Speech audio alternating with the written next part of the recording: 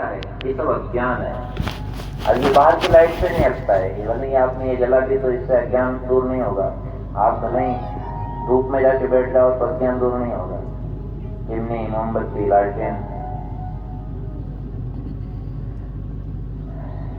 गई, आई थी बस। क्यों आई थी याद है आपको? इधर देखने से लाइट की तरफ देखा हमने तो आई। आपने देखा भाई कभी? और आती आती रुक जाते तो किधर देखते हो आप? जैसे सूर्य की तरफ देखा, देखते ही किरण आई और अंदर का सारा कचरा बाहर हो जाता है। ऐसे भगवान परम प्रकाश स्वरूप है। आप जैसे भगवान का ध्यान, हमने कई के मुंह से सुना है कि जब हम ध्यान करते हैं भगवान का तो छींक होता है। छींक क्या आती है? भगवान ऐसे तेजोमय है कि आप अंदर की आंख से देखते हो ना तो सारा कचरा बाहर निकाल देते हैं। आप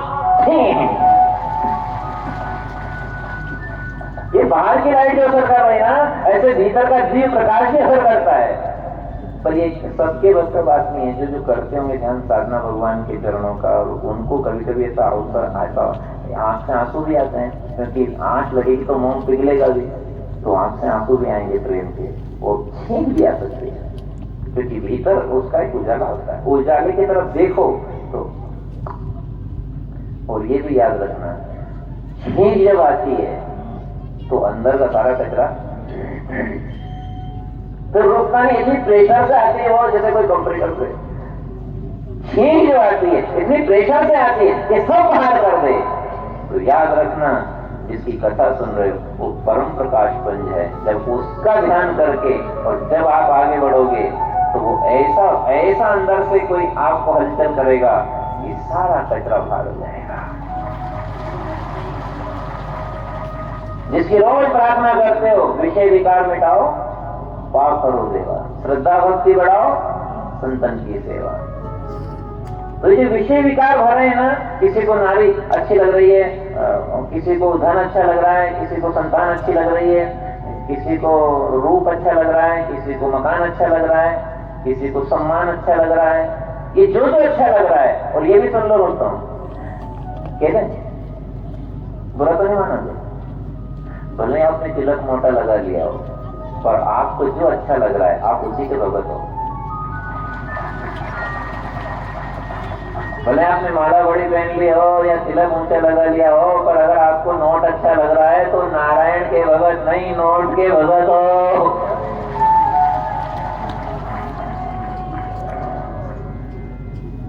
इतनी बढ़िया कथा की इसी काली जाओगे।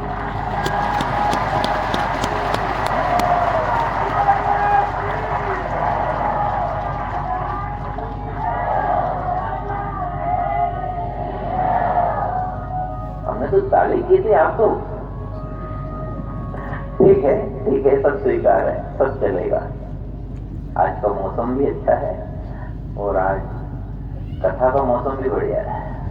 आज बहुत प्रसन्नता से आपको सुना रहे, बड़ा अच्छा लग रहा है। अच्छी बातें आपको सुना रहे जो भगवान प्रेरणा दे रहे हैं। आपकी श्रद्धा से, श्री कृष्ण की कृपा से, गुरुदेव के आशीर्वाद से जो बातें आ रही है सहज में, वो आपको परोसते जा रहे हैं। सहज में आ रही है बातें। हाँ, हमारे याद करने से नहीं आ रही है, हमारे ज्ञान बल बुद्धि से नहीं आ रही है। ये बातें सब सहज में आ रही है। प्रथमा सहज अवस्था बहुत खास है। और सहज अवस्था में समता रहती है, समता में शांति रहती है। तो पंडाल में शांति क्या है? इतनी सारी जनता बैठी यहां से वहां तक, पीछे तक सुन।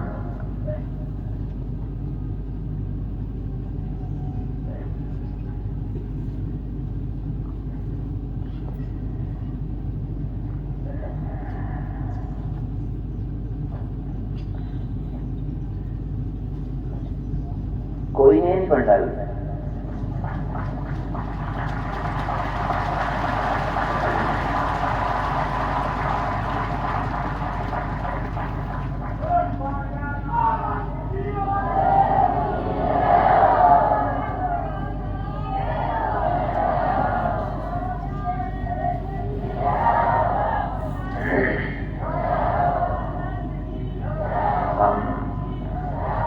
हम उधर जाते हैं ना कथा करने के लिए, कभी नागरचाल में, मेवाड़ में भी जाते हैं, कभी हाड़ोती में तो होती रहती है, और उधर मालवा में भी होती है। तो कई बार ऐसा सन्नाटा रहता पंडाल में, तो हम कहते हैं गजब की श्रोता है, गजब का सन्नाटा है, पर ऊपर मालवी नीचे थोड़ी है।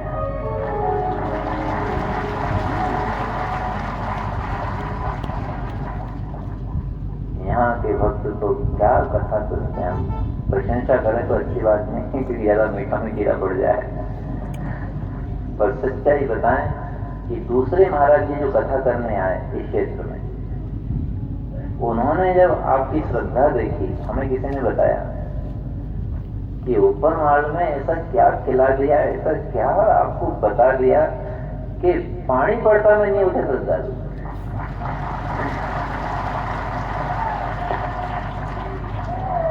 तो वो महाराज जी बहुत खुश हुए।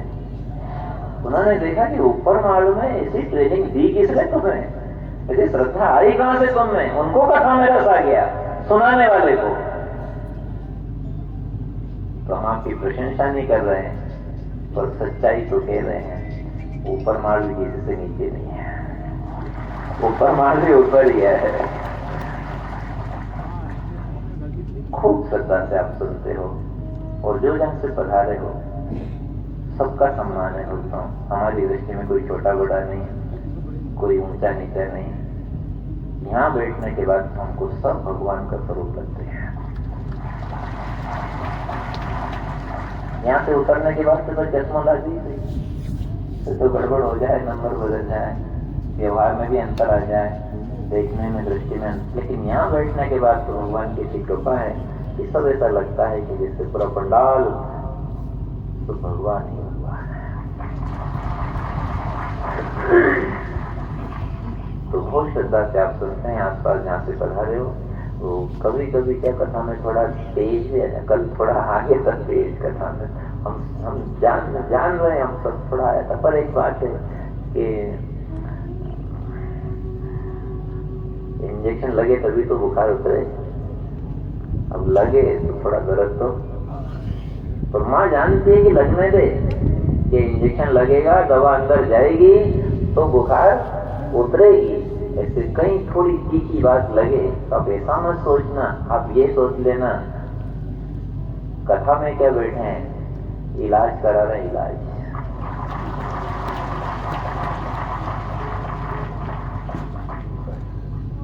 कभी कोई माँ बहनों को लग जाए, कोई नवयुवक भाई हैं उनको लग जाए कि कभी वेशभूषा के बारे में बोल रहे हैं, खान पीन के बारे में बोल रहे हैं, और आपको लग जाए कि ये बात तो थोड़ी तीखी है। तीखी देखो, सुई तो हमेशा तीखी रहती है। अब सुई रुई की तरह पड़ी रहती है, सुई तो सुई की तरह रहेगी ना, पर सुई के बिना भी इंजेक्शन लगने वाला, और बिना इंजेक्शन के, बिना दवा के बुखार उतरने वाले। तो बिना कुछ थोड़ी तीखी बात के हमारी नैया भी पार उतरने वाली। थोड़ा थोड़ा तो लगेगा, भले बूस्टर डोज नहीं लगेगा, पर साधारण डोज तो इसलिए कथा में कभी कभी आ जाता है। कभी तो बहुत मीठी मीठी मधुर कथा ऐसी चलती है कि बस जिससे बिल्कुल शक्कर बढ़ गई हो, और कभी कभी थोड़ा आवेश, कभी तेज आ जाता है। तो सब तरह का श्रृंगार, सब तरह का रस कथा में होता है। कभी व्यंग भी होता है, तो कभी श्रृंगार रस भी होता है, तो कभी अलग अलग तरह के रस होते हैं। अब इसमें हम आपके सामने एक बात रखें कि जीवन में कुछ अच्छा करो, और ऐसा करो जिससे सबको लाभ मिले।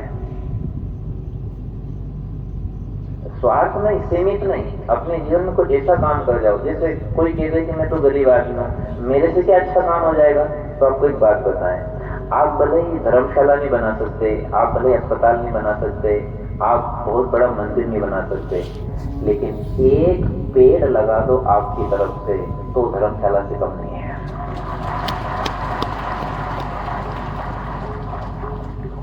क्योंकि पेड़ छाया भी देगा, और धर्मशाला में तो फिर भी मनक रुके, और पेड़ में तो कितने पक्षियों के घोंसले लग जाएंगे, वहां कितना कोई घर बन जाएंगे, कितने फूल का भंवरे, मक्खी, तितलियां उस फूलों का रस, पराग, मकरंद लेंगे, कितने कितने पक्षी क्या बोलते हैं, रस को खाएंगे और अपना उदर पूर्ति करेंगे, कितने राहगीर उस पेड़ की छाया में बैठेंगे।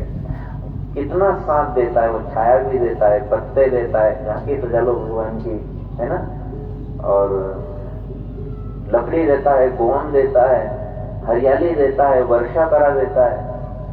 तो ये मत सोचना कि हम गरीब आदमी हैं या कमजोर हैं तो हमसे पुरुषार्थ नहीं होता है। जो जिस लायक हो उतना पुरुषार्थ करें, पर किसी से कुछ नहीं बने तो एक फलदार पेड़ अपने खेत की मेरे पे ऐसा लगा दे कहीं कि सबको उसका लाभ मिलता रहे।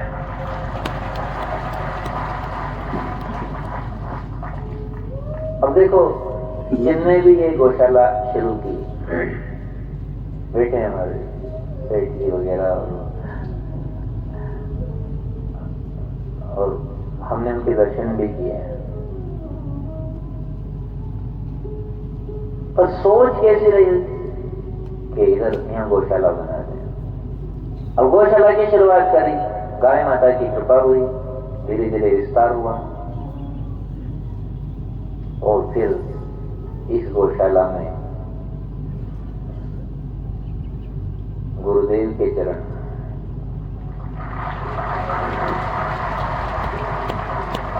और उसके बाद से इसका निखार, इसका विस्तार जो बनने लगा, आज कितने गौ माता को सुख मिल रहा है, कितने भक्तों को भगवान की कथा मिल रही है। अपन सब किसकी छाया में बैठे हैं? जिसने ये पौधा लगाया है।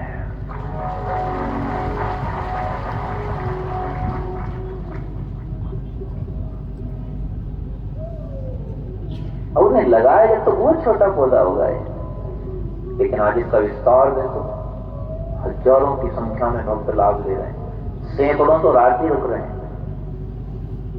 भंडारा, उत्सव, कथा, कीर्तन, गौ माता की सेवा, जय जयकार, क्या हो गया? एक पौधा लगाया होगा, उस समय तो उन्होंने सोचा होगा इसका क्या होगा आगे, लेकिन आज ये सब जो हो रहा है उस आत्मा को भी शांति मिल रही है। इसलिए जिन्होंने इस गौशाला की शुरुआत की है, हम साधुवाद देते हैं और भगवान से प्रार्थना करते हैं, ऐसी सकारात्मक सोच, सबके हित की सोच अगर अपने सबके अंदर आ जाए तो सारी दुनिया का भला होने लग जाए। स्वार्थ से हटकर के जैसे आगे बढ़ेंगे हम तो ऐसा लाभ मिलेगा। इसलिए हम कह रहे हैं कि धन सब कुछ नहीं होता है। आपके विचार अच्छे हो, आपकी सोच सकारात्मक हो, तो आप कम धन में, कम शक्ति में बड़ा कार्य कर सकते हैं। भगवान आपको शक्ति देंगे, भगवान आपके साथ हो जाएंगे। आज हम अकेले क्या कर सकते, और इतने सारे सेवक सेवा दे रहे हैं, इतने सारे हमारे साथी साथ दे रहे हैं, पूरी मंडली जहां देखो वहां इतने सारे श्रद्धालु साथ हो जाते हैं। हम अकेले क्या कर सकते हैं? तो हमारे मन में ये भाव कि सबका भला हो जाए तो भगवान कई रूपों में साथ होता है।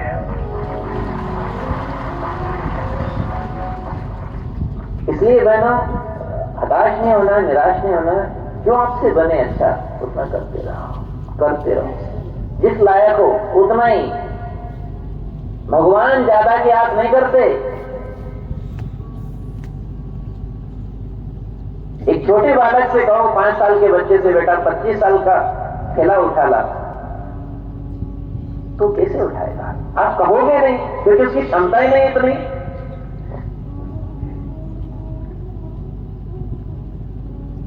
आप ये कह सकते हो कि वो सामान लिया, वो चम्मच लिया, वो गिलास लिया, वो जिसके लायक है वो आप कह सकते हो। तो भगवान भी आपसे उतनी अपेक्षा रखते हैं जितने अपन लायक है। ज्यादा की अपेक्षा तो पौधा लगा देना और उसमें सिंचाई कर देना, उसको बाढ़ लगा देना, उसमें खाद डाल देना, इसके सब लायक है। धरती हरी हो जाएगी, वर्षा ज्यादा हो जाएगी, परिश्रम करने वालों को छाया मिल जाएगी, पक्षियों को घोंसला बनाने की जगह मिल जाएगी। पतंगों को, भौरों को, तितलियों को फूलों का रस मिल जाएगा, तोता मैना को, पक्षियों को रस मिल जाएगा फल का, कितना लाभ होगा, कितना लाभ होगा। इसलिए आपको ये उदाहरण दे रहे हैं कि ये कभी मत कहना कि हमें लायक नहीं बनाया। अरे आप लायक की बात करते हो, हम आंख वाले हैं और बिना आंख वाले सूरदास जी ने भगवान को बाकी बता दिया।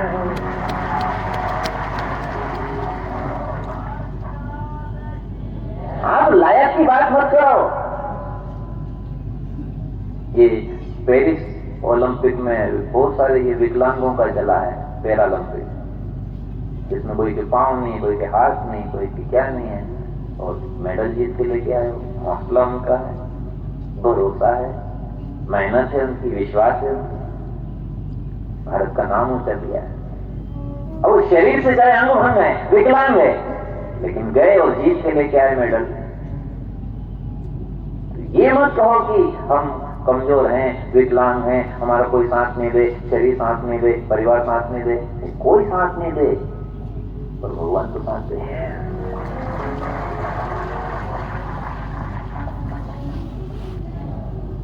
ऐसी बातें सुनोगे ना तो आपका हौसला बुलंद होगा, आपका विश्वास पक्का होगा। हाँ, नहीं, अरे सब चलता है। क्यों? परिस्थिति देखो, अपन तो अपना पुरुषार्थ देखो।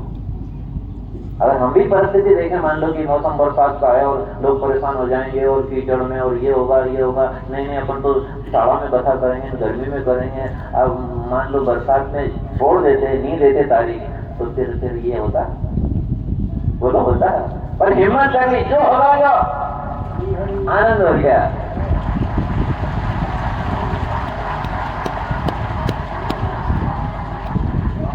आज अपन सभी जो लाभ ले रहे हैं, उत्सव की तैयारी कर रहे हैं, इतने सारे श्रद्धालु बाहर से पढ़ा रहे हैं और सब आनंद ले रहे हैं, ये सब जो संयोग बना है, जो ये आभा बनी है भगवान की, ये अगर हताश हो जाते तो जिन दिन तारीख लेने आए थे नहीं है नहीं? कितनी बरसात हुई थी? बहुत तेज बरसात हुई, तो इतनी अल्लाट कि हमने सोचा कथा कैसे होगी। ऐसी बरसात के समय यहाँ की तारीख लेने आए थे, और वहां अगर हम सोच लेते और ऐसी बरसात, और वहां तो जनता ज्यादा आती है ऊपर मारना गौशाला में, तो पिछले साल बहुत आई थी, तो फिर कैसे कथा होगी, बिगड़ जाएगा मामला और परेशान हो जाएंगे लोग, और बरसात में कथा नहीं रहनी चाहिए। ऐसा अगर सोच लेते, अपना ये दिन सुहावना कैसे बनता।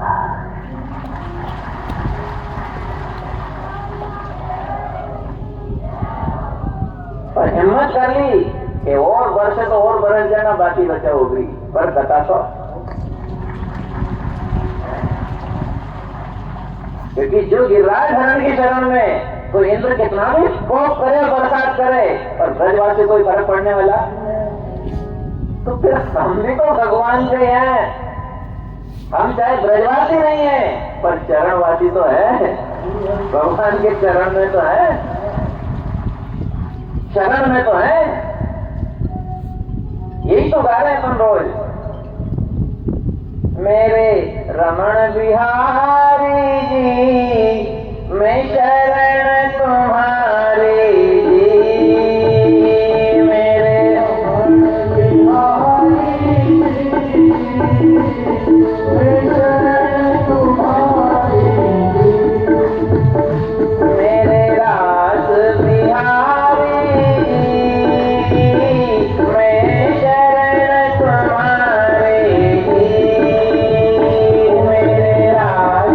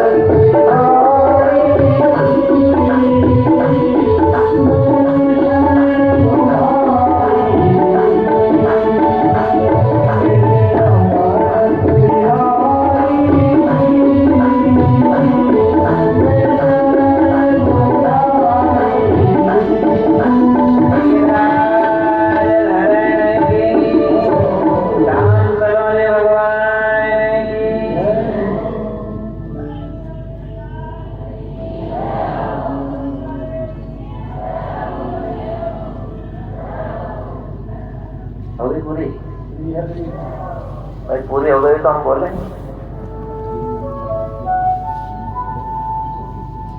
कभी भी परिस्थिति के कारण, परेशानी के कारण अपने आप को निर्बल मत मानना। आप धर्म के काम में आगे आना, भगवान अनेक रूपों में आपके साथ पूरे भक्तों के भगवान की जय हो। और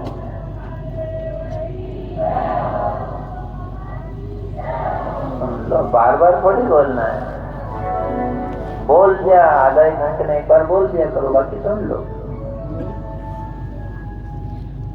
बार बार बोलने से क्या होता है कि पुनरावृत्ति का दोष आता है। इसलिए कथा में भी कुछ लोग ऐसे विराजते हैं आके जिनको केवल कथा चाहिए, उनको तो कीर्तन में विक्षेप होता है कई को। तो अरे कीर्तन कहाँ से आ गया, कितनी बढ़िया कथा चल रही थी 1.25 घंटे से, को कीर्तन में रखाता है। तो थोड़ा थोड़ा मसाला सबके लिए है।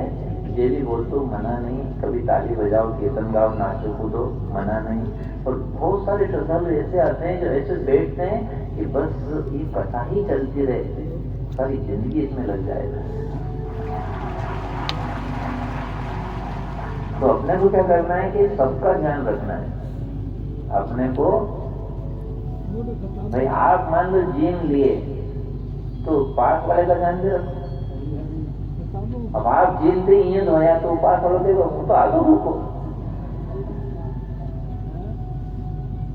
परोसने वाला जब पंगत में परोसना शुरू करता है तो तेल मुहूर्त में जिसकी पत्तल हुए हाथ धो ले तो कहेगा इधर तो निपट गया।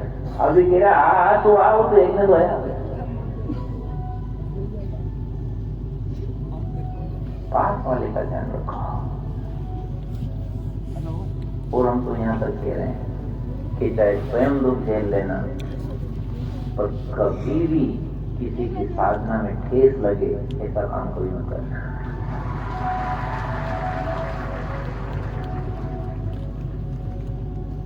भक्त का भाव ही यह है अपने प्रभु से प्रेम करना और दूसरों को सुख पहुंचाना।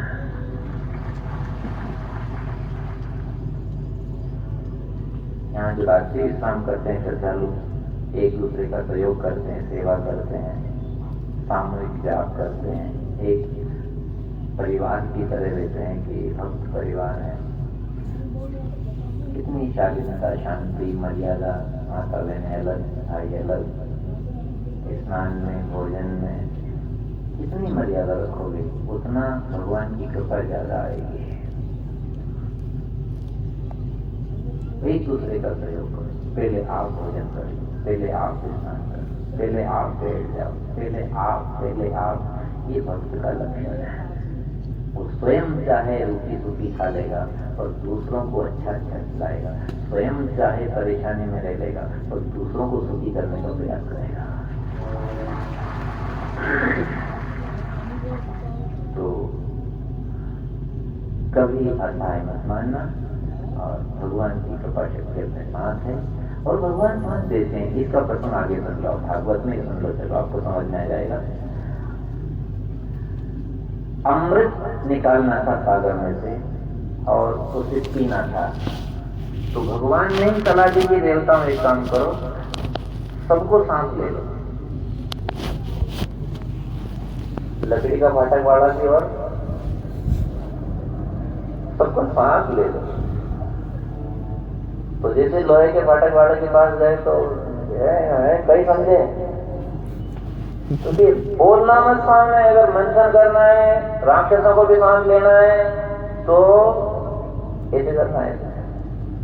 हाथ बड़ा, हम छोटा, कच्चे सूत से हाथ बांध देना, दांत में तिनका दबा लेना और चप्पल जूते खोल देना और ऐसे नीचे गर्दन करके अपन सब मिलकर के सागर का मंथन कर लें, अमृत निकलेगा। ऐसे कहना। धर्म के काम को सफल बनाना हो तो किसी भी युक्ति से सबको जोड़ लेना चाहिए। और इसमें भगवान साथ है, ये नारायण साथ है इसमें। माता आपको पता होगा ना, भागवत कथा में भगवान श्री हरि स्वयं गरुड़ पे बैठे और मंदराचल को लेके आए। और फिर जब मंथन शुरू हुआ, डूबने लगा पर्वत, तो फिर नीचे भी कौन आया? भगवान ही कपचा बन करके, कछुआ बन करके आ गए और उसको धारण कर दिया। और फिर खींचने में अकेले देवता और राक्षस क्या करे? तो भगवान भी लगे उसमें, खींचो, वासुदेवनाथ की डोरी बनाई है, वहां भी साथ दे रहे हैं, लाने में साथ दे रहे हैं, खींचने में साथ दे रहे हैं, और डूबने लगा तो नीचे भी साथ दे रहे हैं। सब तरफ से भगवान साथ दे रहे हैं। अब आप ही देख लो, मौसम की तरफ से भगवान अपना साथ दे रहे हैं, दे रहे हैं, दे रहे हैं, है नहीं? और वचन की तरफ से भगवान अपना साथ दे रहे हैं, और रक्षा की तरफ से भगवान अपना साथ दे रहे हैं, और आनंद की तरफ से भगवान अपना साथ दे रहे हैं। सब तरफ से, जैसे सागर मंथन हुआ और अमृत पिया देवताओं ने, तो धन्वंतरी बन के भी वही आए, और फिर बांटने के लिए मोहिनी बन के भी वही आए। वो शुरू से आगे तक सब उनका है, और पात्रों को अमृत पिला दिया। तो ऐसे ये सागर मंथन है, ये संसार सागर है, और इसमें कथा चल रही है, ये अमृत है, और पात्र पात्र पी रहे हैं।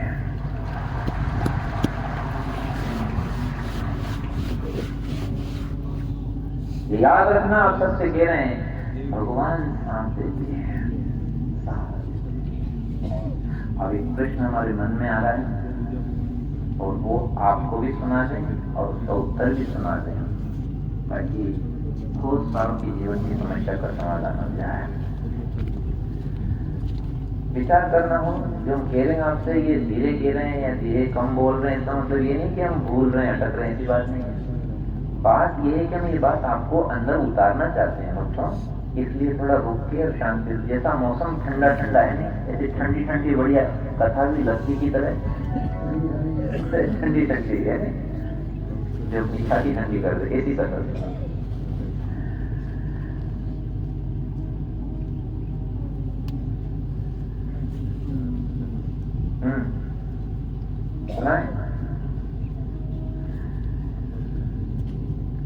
किसी ने अपमान कर दिया तो आप मन मार लोगे, सहन कर लोगे, आगा क्या आया, नीचे गर्दन कर लोगे।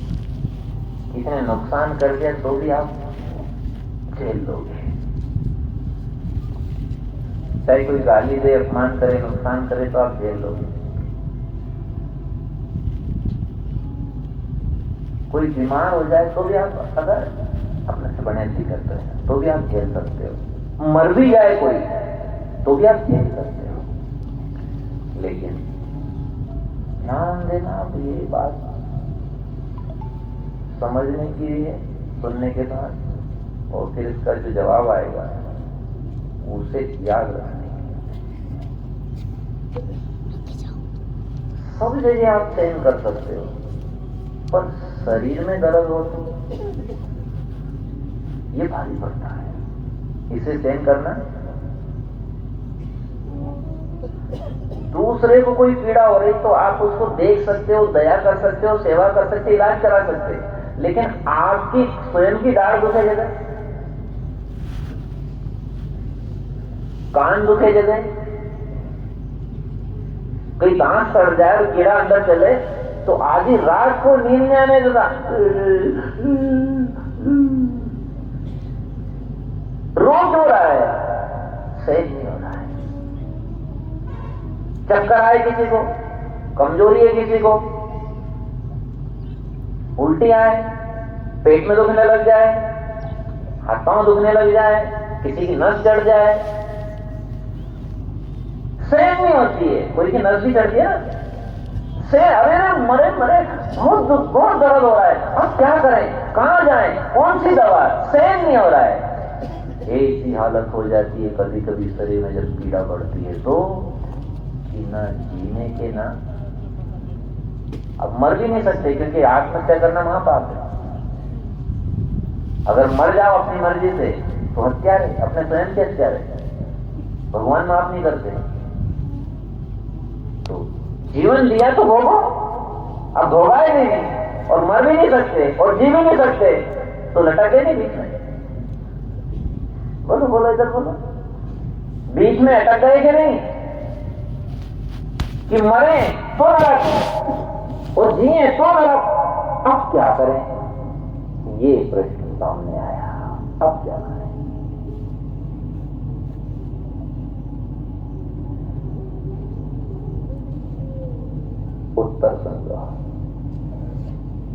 इसका उत्तर दूंगा।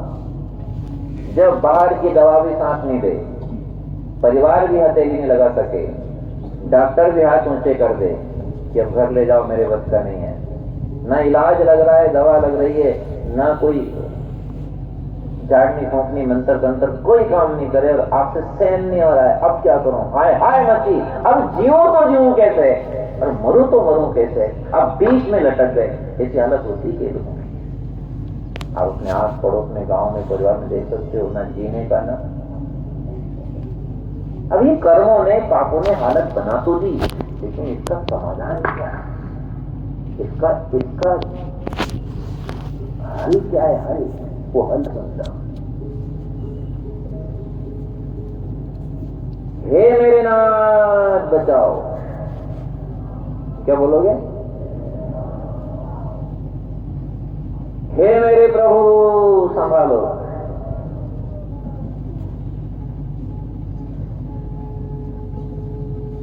और ऐसे समय पे आदमी व्याकुल हो जाता है कि मेरी बुद्धि काम नहीं कर रही है, मेरी शक्ति काम नहीं कर रही है, मेरा धन भी साथ नहीं दे रहा है, अब दर्द बढ़ता जा रहा है, अब डॉक्टर की दवा भी असर नहीं कर रही है, अब किसका साथ लूं, कौन हथेली लगाए?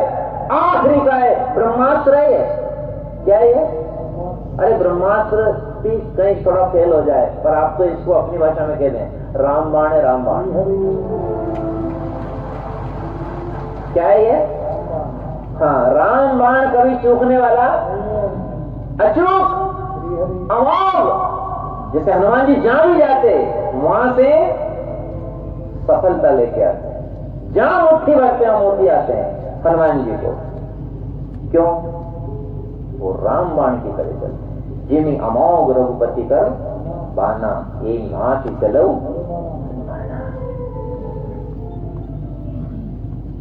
जब आपकी मति काम ना करे, आपकी संपत्ति काम ना दे, आपकी पत्नी, आपके पति आपका साथ ना दे सके, आपका पुत्र आपका साथ ना दे सके, जब आपका कोई साथ ना दे सके, उस समय आखिरी रामबाण बता रहे हैं, हे मेरे राम बचाओ।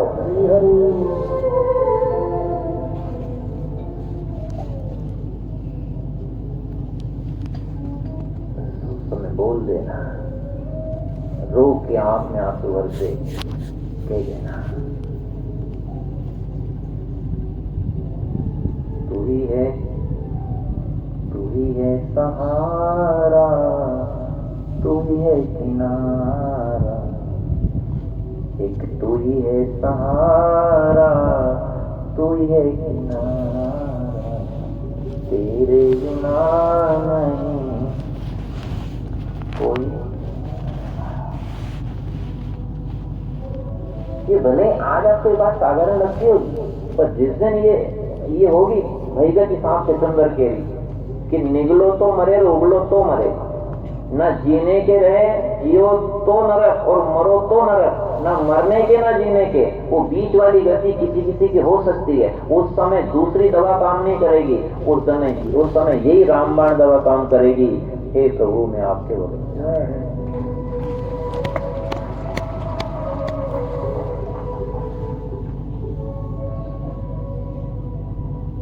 ये सूत्र भी उस 56 भोग प्रसाद की पुस्तिका में लिखा है कि घबरा जाओ जब कोई सहारा ना हो तो भगवान के आगे व्याकुल होकर रोने लग जाना, तो इस बालक को माँ ऊपर उठा लेती है, ऐसे भगवान आपको दुख से ऊपर उठा लेगा। वो उठाने की कथा आपको सुना जो क्या शायद कब सुनाई थी, परसों, हाँ, टोकने वाली, ये परसों सुना दी थी आपको। पर ऐसे समय पर माताओं दूसरा कोई सहारा नहीं है। जोर से पुकारो, कोई सुने तो सुने, भले नाराज हो तो आप तो जोर से पुकारो, हे मेरे गोविंद बचाओ, हे मेरे राम बचाओ, हे तार बजानाथ बचाओ।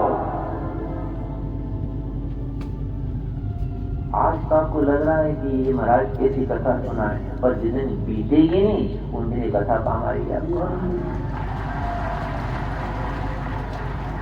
कहीं करंट में चिपक गए, कहीं एक्सीडेंट हो गया, गड्ढे में गिर गए, गाड़ी में फंस गए, कहीं कोई ऐसी आ गई घटना, कोई बिजली, उल्कापात, वज्रपात, कहीं ओलावृष्टि, कहीं ऐसे फंस गए, बुरी समस्या में घिर गए कि अब कौन बचाने वाला। वहां पर जहां कोई आपको नहीं बचा सकता, वहीं रामबाण आपको बचा सकता है। अमोघ है ये, अचूक है ये। रामबाण शारंग से चलता है और अपना काम करके, लक्ष्य वेदन करके वापस भूमि में आकर के प्रविष्ट हो जाता है। ये रामबाण की महिमा है। जिन्हें अमोघ रघुपति दरबार, ये अमृत है जो आपको सुना रहे हैं। वो तो कई बार सुना दिया आपको कि देवताओं ने पी लिया, राक्षस रह गए, मोहिनी अवतार धारण किया, ऐसे चटक मटक किए ने, वो ऐसे राहु का सिर काट दिया न, वो वहां आके बैठ गया था। ये कथा तो आप सबको पता है। हम तो ये चाहते हैं कि इस कथा को सुन करके हम वो अमृत पी लें जिससे मौत का भी डर नहीं लगे, मरने का भी भय ना लगे। वो अमृत है ये। हे मेरे भगवान बचाओ, हे मेरे नाथ, हे मेरे नाथ, हे नाथ, हे मेरे प्रभु बचाओ। आपको छोड़ के मेरा कोई सहारा, आप इस संसार सागर का किनारा हो और कोई दूजा हमारा नहीं है। हम आपकी शरण में मारो की तारो, हम तो आपके हैं, आपके थे, आपके ही रहेंगे। आप कुछ भी करो, हम तो आपके भरोसे हैं। यदि आपने सच्चाई से ये बात स्वीकार करी तो भगवान आपको बराबर साथ देंगे। इसमें कोई शंका वाली बात। हाँ, पीछे तक जितनी माताएं बैठी, जितने भाई बैठे हैं, आप ऐसा मत सोचना कि हम आगे आके नहीं बैठ पाए। आप जहां बैठे हो, विराजे हो, आप सब इन शब्दों को सुनना है। जब द्रौपदी की साड़ी खिंचाई तो कितने अकेले लगे? आगे जैसे आप हाथ ऊंचे करके कह रहे हो ना, ऐसे द्रौपदी ने साड़ी आगे तो छोड़ दी दांत में हाथ से और द्वारकानाथ से की, हे द्वारकानाथ बचाओ। तो सुनी टेर नहीं करी देर, उसने पग में चीर बढ़ायो, थान के थान बढ़ा दिए और ढेर लगा दिया। पूरी सभा में कपड़ों का ढेर लग गया, पर द्रौपदी का वो दुशासन नख भी उगाड़ा नहीं कर पाया। नख भी। ऐसी कृपा होती है भगवान की। इसलिए अटक क्यों रहे? ये संसार भयानक भवाट भी है, इसमें भटको मत, अटको मत। और आज सब बहनें, सब भाई, हम अपने पारिवारिक एक अपनेपन से कह रहे हैं, आपके घर के सदस्यों के कह रहे हैं। हम कोई कथाकार गुरु बन के नहीं कह रहे। हमें ऊपर बिठाया है तो आपकी श्रद्धा ने बिठाया, भगवान की कृपा ने बिठाया। हम यहाँ बैठने के लायक नहीं है, ये अंदर से कह रहे हैं। लेकिन ऊपर मार्ग में भगवान ने हमको ये सेवा दी है, तो आपसे अपनेपन से घर के सदस्य बन के कह रहे हैं कि वो जितनी डॉक्टर दवा लिखे आपको कहीं असर कर सकती है, लेकिन कभी ऐसा समय भी आ सकता है जहाँ दवा भी असर नहीं करेगी, अस्पताल से छुट्टी दे दी जाएगी और डॉक्टर कह देगा अब तो आप इसको घर ले जाओ और केवल इसकी तो सेवा में क्या नार मारेंगे। वो बाहर से मालिश कर देंगे, कुछ खिला देंगे, पिला देंगे, थोड़ा आंसू बहा देंगे, वो क्या कर सकते हो? अंदर जो घबराहट हो रही है, खोखरी चल रही है, दम घुटा रहा है, यहाँ बाहर वाले टेका नहीं लगा सकते। यहाँ तो आज जो आपको रामबाण दे रहे हैं, यही अपने को शांति देना है।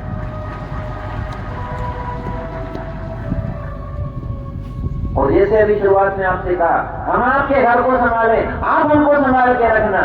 इससे एक ये भी इसमें जोड़ लो, रोज कहो अपने भगवान से एकांत में बैठ के, प्रभु आपको छोड़ के मेरा कोई सहारा नहीं, मैं आपके भरोसे हूँ, ये जीवन आपका है नाथ, मैं आपके भरोसे हूँ। दुख आए तो जल्दी संभाल लेना, जब मैं सहन न कर सकूं और घबरा जाऊं उस समय आप जल्दी संभाल लेना।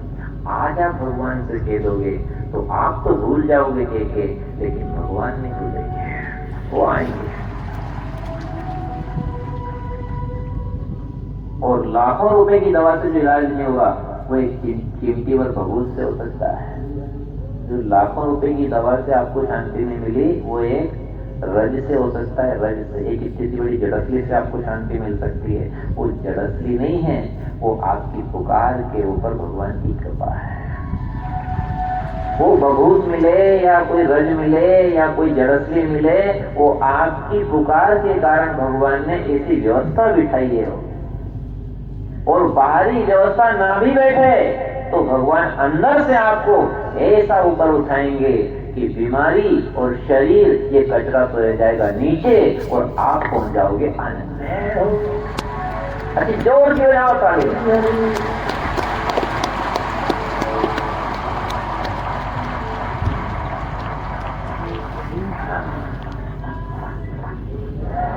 ये कथा केवल इसलिए नहीं सुना रहे कि जनता ज्यादा आ गई, इसलिए नहीं सुना रहे कि हमको कोई स्वार्थ है, इसलिए नहीं सुना रहे कि आपको कोई प्रभावित करें। हम ये कथा इसलिए सुना रहे हैं कि आफत के समय ये दवा आपको काम आ जाए। जब आफत आएगी ना, उस समय ये दवा आपको काम आ जाए। हे मेरे प्रभु बचाओ बचाओ, हे मेरे राम बचाओ, हे नाथ, हे मेरे नाथ, हे मेरे नाथ बचाओ बचाओ। मुंह से भी नहीं बोल पाओगे और अंत समय मन से भी कह दोगे तो वो मन की भी सुनने वाला है।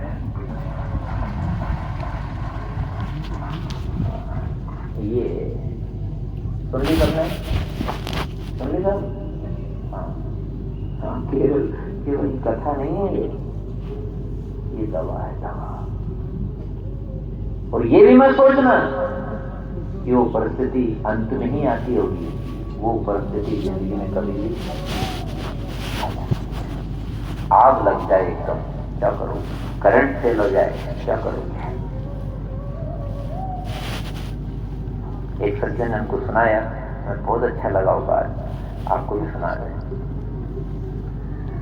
अभी अभी की बात है, बरसात की बात है। तो हमको सुना रहे थे कि लोहे के फाटक थे, काल के थे, तो बरसात हो रही थी, नीचे गीला था और कहीं से कोई कट उस फाटक में छू गया तो करंट पूरे फाटक में गया और मैं उसको लगाने गया, लोहे के फाटक को मैं लगाने गया तो वहीं हाथ चिपक गए, क्योंकि पांव नीचे गीले में थे तो अर्थिंग मिल गया, इधर करंट मिल गया, ये तरह पर छूटे नहीं। सच्ची घटना अभी की इसी साल की, पर वो सत्संगी हैं, भगवान के भगत हैं, कथा में आते रहते हैं, अंतःकरण शुद्ध है उनका। तो जब वो चिपके तो उनने कोई काका बाबा मामा किसी को याद नहीं किया, उन्होंने सीधे भगवान से कहा कि तूने द्रौपदी की लाज बचाई, तूने हाथी को बचाया डूबते डूबते, अब मैं भी जा रहा हूं, तेरी इच्छा हो तो बचा दे। ताली क्या बजा रहे हो? अपने आप फाटक खुल गए।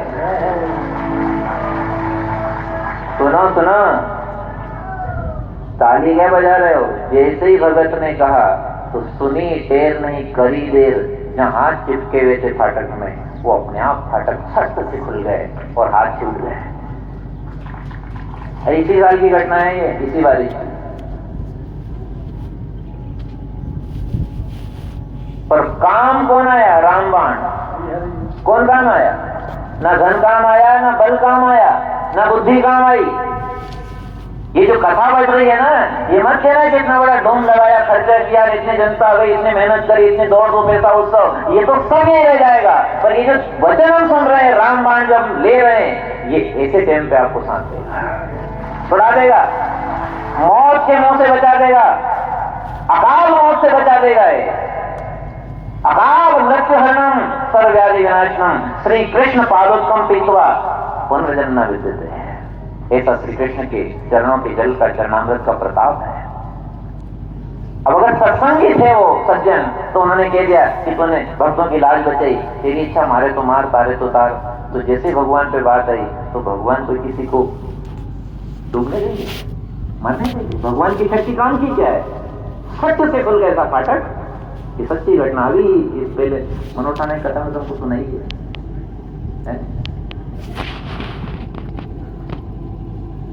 ये बैठे बोले इनके सामने की बात। और लोग तो कह रहे हैं कि ये कथा से क्या होता है, इतनी जनता क्यों जाती है, इतना खर्चा क्यों करते हैं, इससे क्या मिलता होगा, क्या मिलता होगा? अरे ये बोलो कि क्या नहीं मिलता होगा, सब मिलता है। भागवत मैया की सब मिलता है साहब।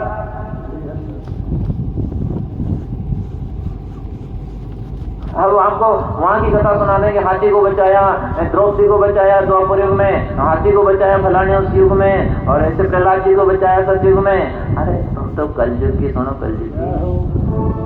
हाँ सुन ली माता? हाँ भरोसा करना, अभी से आदत बना लो। काय की ये नोट बचाओ कि घी दूध बचाओ,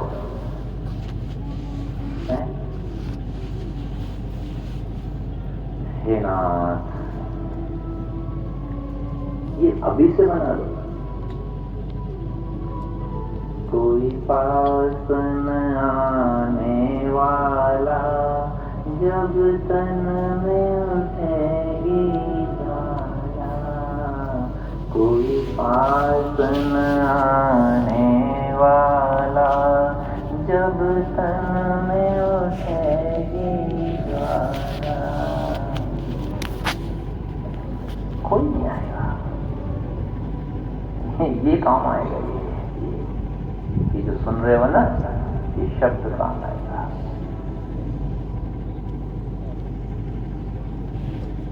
इसी तो आप में बैठे बहुत सारे सज्जन के साथ घटी हुई घटना, कोई एक्सीडेंट में बचा होगा, कोई करंट से बचा होगा, कोई ऊपर गिरने से बचा होगा, कोई काय से बचा होगा, कोई धार से बचा होगा, कोई माता जाने कई बचा। अपने जीवन में कई घटनाएं आती है, हमारे जीवन में कई सारी घटनाएं। हमको गिनाने लगे तो कथा ही नहीं लंबी थोड़ी हो जाए। हमारे साथ भी करंट की बीत गई, एक बार गाड़ी नहर में कूद गई, कभी क्या हो गया, कभी क्या हो गया, कई सारी घटनाएं हो गई। बस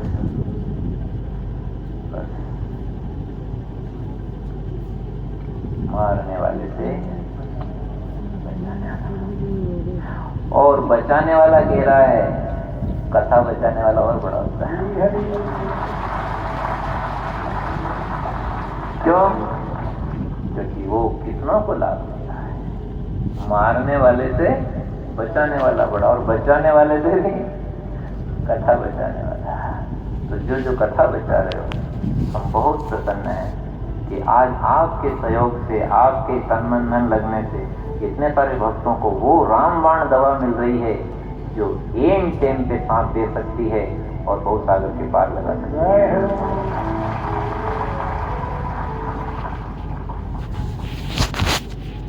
हो गया ये सागर मंथन की कथा, हमने अपने हिसाब से आपको सुनाई, ठीक है ना? हाँ, ऐसा मत कहना कि कथा से अलग, कथा से हटके नहीं चल रहे हैं। कथा, अपना जीवन और ये सारे उदाहरण, अपना जीवन और कथा, त्रिवेणी संगम है। ये क्या बन गया? एक तो कथा का प्रसंग और एक ये उदाहरण है ना, दो, और एक अपना जीवन। कितने हो गए? इधर तो कथा का प्रसंग आया, फिर प्रसंग समझ में नहीं आया तो अपने आसपास का उदाहरण आ गया, तो उदाहरण मिल गया, एक प्रसंग मिल गया, दो हो गए, और एक अपना जीवन जी रहे हैं, तीन हो गए। तीनों का मिलके क्या बन गया? त्रिवेणी बन गया। बस यही हो गया ऊपर माल में प्रयागराज। ठीक है, तो त्रिवेणी हो गई। खूब नहाओ, और आज उत्सव का दिन भी है। बहुत अच्छी झांकी सजाई आपने, खूब बढ़िया बंधनवार और गुब्बारे, फूल की माला, और पाचे आगे और पीछे और नीचे, वहाँ आसपास बेल के पत्ते बांध दिए, सजा रहे हैं सब भाई बहन, खूब सजा रहे हैं पंडाल को, खूब सजा रहे हैं। बहुत अच्छी व्यवस्था की है। उत्सव का दिन है आज, मंगल का दिन है। कौन सा दिन है आज? है अमंगल का नहीं, मंगल का दिन है। और इधर चौथा दिन है तो उत्सव का दिन है नहीं, भगवान का जन्मोत्सव। और श्राद्ध भी लगने वाले हैं, श्राद्ध पक्ष। एक प्रश्न आया था हमारे सामने कि श्राद्ध के मामले में कुछ बोलो, बताओ। तो आप सबसे कह दें कि श्राद्ध तो 16 ही दिन सब घरों में धूप दीप होना ही चाहिए, सभी घरों में, अपने बड़ेरों के लिए, बड़ा बूढ़ा के लिए। और कभी कोई ये कह दे कि हम तो उनको गया जी ले गए, गंगा जी ले गए, अब हम क्यों करें, हम तो उन्हें पहुंचा के आ गए। तो चाहे उनके नाम से मत करो, पर करो जरूर, क्योंकि आपको क्या पता और आगे कितने हाथ कर रहे हैं। आप जो श्राद्ध करते हो 16 दिन, धूप, घी या गुड़, घी गुड़ को मिला के चावल जो भोजन बनाते हो, अब जो आपने दूध पिलाया, दिया, आहुति दी, तो इसका ये मत कहो कि हमारे पूर्वजों को ही मिलता है, ठेठ भीष्म पितामह तक को पहुंचता है।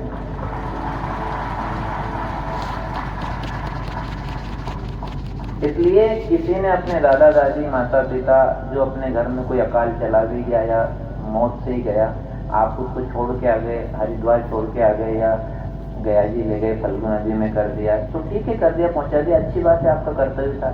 लेकिन आप श्राद्ध में धूप दीप करना बंद मत करो। वो अगर आगे बढ़ भी गए होंगे तो इसका पुण्य आपके खाते में जमा हो जाएगा। और ये भी सब भक्तों से कह रहे हैं कि जो चले गए उनका शास्त्र सम्मत कर दो, ज्यादा मत करो, जितना बनता है उतना कर दो। 16 श्राद्ध में 16 दिन तक मध्याह्न तिथि में 11-12 के लगभग, और इस तर्जनी उंगली से, और जो उनको देना है उतना दे दो। और अमावस के दिन तक हाथ जोड़ लो कि आप भी भगवान की तरफ पधारो प्रसन्न रह के, और हमें भगवान की भक्ति करने दो, आशीर्वाद देके जाओ। ज्यादा लफड़ा मत पालो, और ये बड़ा बूढ़ा ये घर में यूं कर देगा, वो लाद के यूं हो जाएगा, हम बीमार हो जाएंगे, हम दुखी हो जाएंगे, इस चक्कर में मत पड़ना। आप तो भगवान के चरणों में पड़ना। संसार में कोई अपने को दुख देने वाला नहीं, अपने कर्म को छोड़ के। और उस यही ने तो चबूतरा बने गया था अपने घर के सामने, मैंने कहा था उज्जैन पूज्यन, फिर उनको अगरबत्ती लगाओ, सब दिन उनके पास जाओ, उनके ये करो, पूजा करो। उनसे कह दो आप भगवान की तरफ जाओ।